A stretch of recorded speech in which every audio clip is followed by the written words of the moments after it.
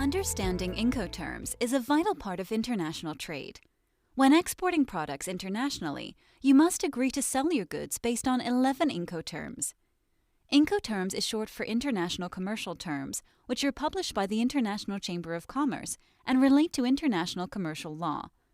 They are accepted by governments and legal authorities around the world. The International Chamber of Commerce have published the latest version of Incoterms, Incoterms 2020, which have come into effect on the 1st of January 2020. Put simply, Incoterms are the selling terms that the buyer and seller of goods both agree to for the international sale and supply of goods. Incoterms clearly state which tasks, costs, and risks are associated with the buyer and which are associated with the seller. The Incoterm states when the seller's costs and risks are transferred onto the buyer. This chart displays Incoterms 2020 in an easy-to-understand format. Note, this chart should be used as a guide only. For a full and complete description, you should refer to the full version of Incoterms published by the ICC. The blue section displays the different types of Incoterms beginning from left to right. The green section shows the groups, any mode or modes of transport, and sea and inland waterway transport. The yellow section shows the freight collect terms and the freight prepaid terms. Starting from the left side is the exporter or the seller of the goods, beginning at the seller's location or warehouse.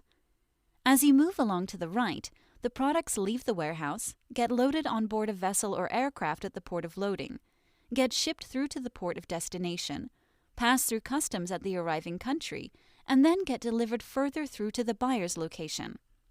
Along the way, there are set Incoterms to establish which risks and costs are agreed to be paid by the seller and which are to be transferred to the buyer. The left side of the chart displays the different obligations and charges and displays which are covered by the seller and which are covered by the buyer. So starting from the left is the first Incoterm EXW, which means X Works or X Warehouse. If the buyer and seller agree to sell goods on X Works terms, then the seller's obligations are simple. The seller will only cover the cost of the goods and the export packaging X warehouse. So the seller will manufacture the goods and have them packaged and ready for collection from their warehouse. From then on, all additional costs and risks involved in transport away from the warehouse is covered by the buyer. Moving further along the supply chain, there are FCA, FAS, and FOB Incoterms.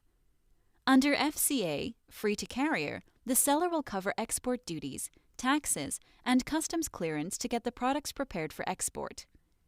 Under FAS, free alongside ship, the seller will cover the origin, terminal, port handling charges. Then it moves on to FOB, free on board. FOB is generally the most popular Incoterm that is used for containerized trade. When FOB terms are agreed upon, the seller's obligation is to supply the goods and also to pay for all of the additional charges involved to get the goods actually loaded on board the vessel for export. That means the seller will cover all previously mentioned charges and pay for the loading charges to get the goods loaded on board the vessel for export. As soon as the goods are loaded on board, all further associated costs and risks are transferred onto the buyer. The buyer will pay for the international freight and all charges thereafter. If the seller agrees to pay for the cost of freight and carriage, then they can choose to sell the goods on CFR, CIF, CPT, or CIP Incoterms. Note that CFR and CIF are similar Incoterms that cover sea and inland waterway transport. If the seller agrees to cover the cost of insurance during international sea freight, then they can sell on the CIF Incoterm. CPT and CIP are similar Incoterms that relate to any mode or modes of transport, where the seller will agree to pay for the destination terminal, port, handling charges. If the seller agrees to cover the cost of insurance during transport, they can sell goods under the CIP Incoterm. Moving further along, DAP, DPU, and DDP are Incoterms involved with getting goods delivered, unloaded, and customs cleared at the country of destination. Under DAP, delivered at place, the seller will cover the costs of delivery to destination. If DPU, delivered at place unloaded, is agreed, then the seller will also pay for the unloading costs at the destination.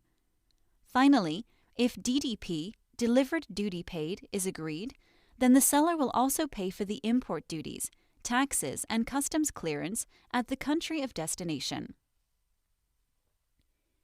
If you have any detailed questions relating to Incoterms, you should refer to your freight forwarder, the International Chamber of Commerce, or other professional advice.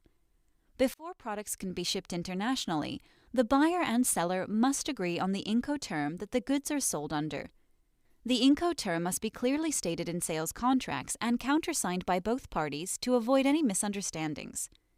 Should any disputes arise, then the details included in the documentation will be referred to. Incodocs is documentation software used by importers and exporters all over the world. It allows importers and exporters to connect to easily create all of the sales and shipping documentation required for global trade. Join the future of global trade. Try it yourself at incodocs.com.